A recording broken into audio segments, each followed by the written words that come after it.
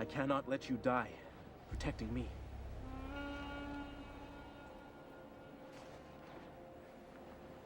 I'm not what you think I am.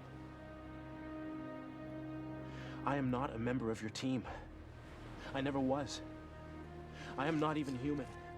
My race is called the Riol. Take your position. I exposed you to a chemical that made you think I was one of your own. Whatever. Get back there. You don't believe me. Look at my leg. It's almost healed. Would this be possible if I were human? You get down. And Michael Shanks, who was Daniel Jackson, did a production of Hamlet, in which I played Horatio in. So a lot of the producers came to check him out in the show, and that was the first time that they saw my work. So then I started getting auditions for Stargate. And then my very first episode was Rules of Engagement, where I played, it was on a sort of an offshoot planet where they had these young kids who were training. They were training eventually to become warriors of the Jaffa, but they were playing war games, pretending that they were Stargate team members and battling against each other. And then one day when first blood was actually drawn, then the battle would be for real, and they would fight to the death, and whoever lived would become the new Jaffa warriors. And that was my first episode. And Dion, you said coming from a theatre sort of stage, stepping on the set of a big, massive production like Stargate for the first time. Was it intimidating? Was it daunting? Obviously, your character was the first or second season. I knew Stargate SG-1 took off globally come season 2, but was it a daunting experience for you? It was mind-blowing. And one of the things I remember very clearly was the producers telling us, myself and another guy who came on, and we were both theater actors doing this for the first time, was come and watch the episode that we're shooting right now, which is just before your guys' episode. And you can walk the set and make it your own world, talk to whoever you want. The only thing that we ask is if we're shooting a scene, don't cross the eye line of the actors who are in play. Don't walk in front of them. And, other than that, do whatever you want. And that gave us a chance to, and this was a scene that was set in a medieval world. So they'd actually built like a full-on village with chickens running around, a forest clearing that led into the village. And this was all on a massive soundstage with mist kind of blowing through the trees and everything like that. And I couldn't believe it. It was phenomenal. But everyone there was so welcoming and so warm and so, generally worked to make this feel like your home. So I felt very welcome by the time we came to shoot our episode.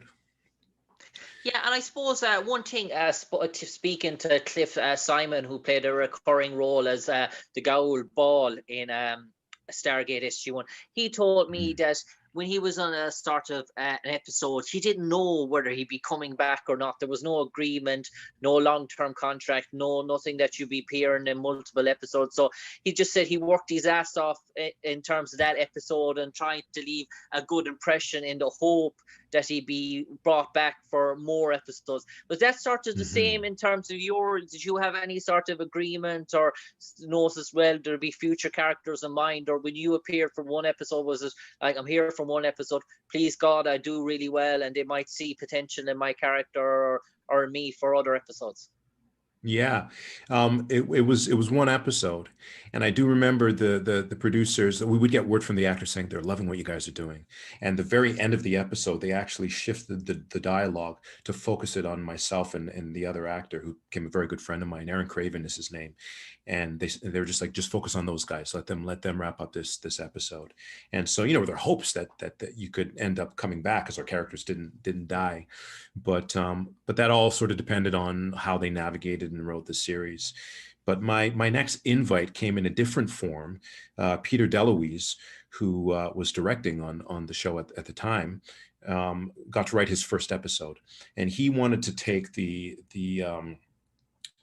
they were called the Unas, and they were the original aliens who the Goa'uld bonded with, and they'd had various Unas throughout the seasons, and they felt that they were very stiff in these rubber alien suits that didn't really move or breathe, and they wanted to create a dynamic story. So we wrote the story of a young Unas coming of age, and wanted me to play that role.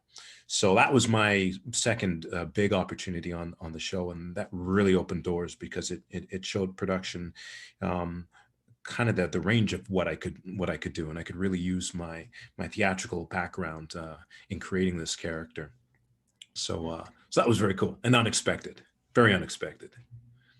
And Dion, I suppose the first time you got to work with Richard Dean Anderson, meeting him for the first time, sitting on the stage for him, I suppose he was the sort of the big name of the show, the big Oh yeah, blockbuster yeah, name from his time in MacGyver. What was your first? yeah. Can you remember your first conversation or your first experience meeting him, or what was that like? It took a little bit because a lot of my scenes initially weren't with him. My entire first episode was with as the Unas was with Michael Shanks, Daniel Jackson, and I already knew him from on stage. But when we eventually had an episode where predominantly my episode was with him, and it was one-on-one, and that was a fantastic experience because I really got to see behind the scenes of what it was like to, because he was both the lead of the show, but also an executive producer on the show, and he had a family in LA that his biggest thing was like I just want to get through the week and make sure that everything works and nothing falls apart so I can fly home and be with my daughter, and it was just neat to see just how human, how just like anybody else he is, even though he was carrying the weight of all of that. In between takes he would be looking at future scripts and going, no, this isn't going to work, we're going to have to look at this, we're going to have to send this back, and then boom, action, and then we're rolling, and then he's right there with me in the scene. So he was very cool and very level and a good person to learn from. Yeah, and I suppose Dion, you mentioned that you played some good characters in the series, but you also played some lesser evil sort of characters as well. And what was that sort of like, mixing the good and the bad all within the one sort of person?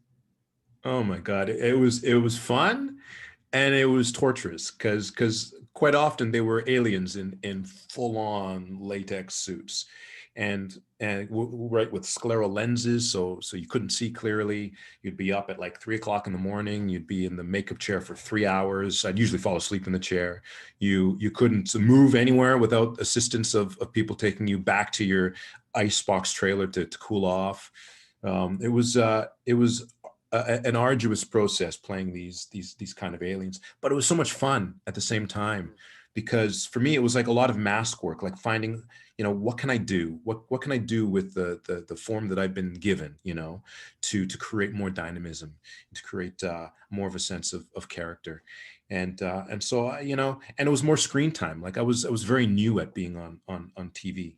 So one of the things I said is we can't necessarily bring your character back that you played as you, but because you're such a good actor, we can bring you back as all of these different aliens. And if you can hack the process of being under all that latex and everything, it'll give you screen time, and you can just keep learning the craft and everything. So that was a great experience for me. I felt very much under their wing. And I suppose, Dion, in terms of Stargate, we know it's a massive cult following all over the world, from Brazil to Argentina to Australia, New Zealand, South Africa, mainland Europe. It's a global sort of show. And one thing, speaking to some of the actors and actresses that have appeared on the show, to speak about the fan base and the comic conventions and appearing in these all over and being invited to all these conventions, even when the show is finished 2 or 3 years on. I suppose you've played a character in Stargate, so you've multiple characters, so you're always sort of facilitated to that sort of background as well. Did any opportunities like that come about for you? I remember going to a convention in London,